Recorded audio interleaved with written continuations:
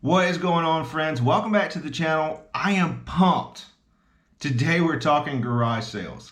And I've been buying stuff from garage sales and flipping it online for years now, and I've made a ton of money. And today I'm going to share with you some of my advice to stay ahead of the competition on how to successfully find and buy from garage sales so that you can flip online for a profit. Stay tuned. So the first thing you need to know is how to find these sales. And if you can't find them, you can't go to them. I basically use 4 different apps.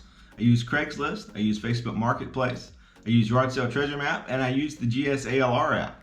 All 4 of these apps will give information on upcoming sales. And what I like to do is write down all of these sales into one convenient spot. That way I can actually add them into the Yard Sale Treasure Map app with whatever notes I may want to add to it. This puts all the sales in one convenient place, and when I get ready to go to a specific sale, all I gotta do is click on it and it'll navigate me right there. So you've got all your yard sales mapped out, you know what time they start, you know which ones you're going to, but do you have a route? To me, that's very important. You don't want to spend time backtracking or zigzagging all across the map. Basically, I like to look at the Yard Sale Treasure Map app and just come up with a kind of a directional route of where I'm going. Just as long as I'm not going backwards, I'm doing pretty good. But if you do want to be specific, you can actually go to mapquest.com. You can type in all those addresses and it'll actually calculate the most efficient route for you. All that being said, I would recommend that you be a little flexible. Be on the lookout for those random garage and yard sale signs and maybe hit up some of those sales that weren't listed. If you couldn't find them in any of those 4 apps, more than likely they were unadvertised. And unadvertised sales means less competition.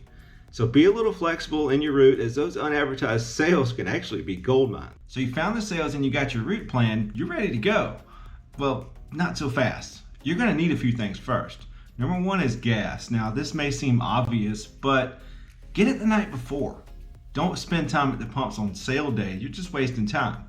Number 2, snacks. Obviously this one's optional, but if you plan on being out for a while, you may get a little hungry. Just remember that your input determines your output, so maybe opt for that smaller cup of coffee so you're not making so many stops in between sales.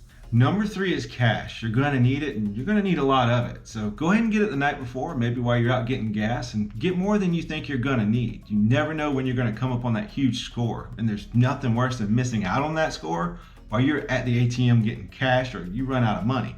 Also get some smaller bills. The time that you spend waiting on a seller to make some change, if you're even lucky enough for them to have any, is time that you could spend shopping and getting a great deal. So you're finally ready to go. You're ready to hit your first garage sale. And my next advice, get there early. Now that being said, don't be a jerk. Don't get there at 6 o'clock for an 8 o'clock sale.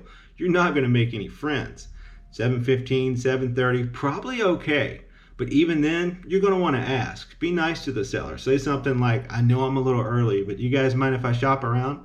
I've even helped sellers set up before. If you're nice to a seller, more likely they're going to give you a better deal.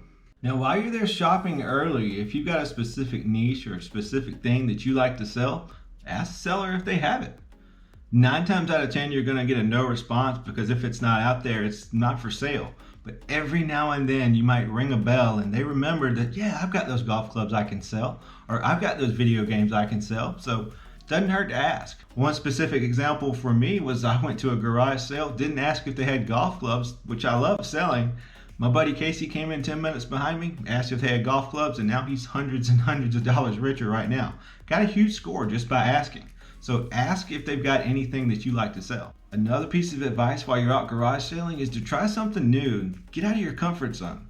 Maybe you've been stuck in a certain niche for years and years and don't want to try anything new, but garage sales are the perfect place to start. You're going to see some wild, weird, and wonderful things at garage sales, and typically it's really cheap. So take a few minutes, look up some weird stuff. You may find that it's worth something, and you never know, you might find a whole new niche and make a whole lot of money. So try something new. Next up is you need to negotiate. Every dollar that you save on the buy is a dollar that you make on the sale. That's more money in your pocket. So don't be afraid to negotiate. Now, negotiation is kind of a personal and it's a touchy thing. I get it. But 2 that I would advise are 1, bundle, and 2, never give the first price. If you see a bunch of stuff that you want, go ahead and put it in a pile. Make a bundle. Typically, if you ask the seller what they're going to take for everything, they're going to give you a lower price. Now that being said, that brings us to number 2 is you don't ever give the first price. Let them make up the price. They may want less or way more than what you're willing to pay. Don't shoot yourself in the foot by giving the first price. So that brings us to our final and probably my favorite tip. Have fun and enjoy the experience. You're not going to hit a jackpot at every sale you go to, but I promise you're going to meet some cool people and find some awesome places. You're going to discover spots in your city that you never even knew existed, all just by going yard sailing. In my opinion, one of the best ways to explore new cities is to go yard sailing. That's why yard sailing on vacation is so much fun. You get to see hidden parts of town that aren't even on a tourist guide. So have fun and enjoy the experience. And if you had fun and enjoyed this video, don't forget to like and subscribe. There's definitely more reselling content to come. We'll see you next time.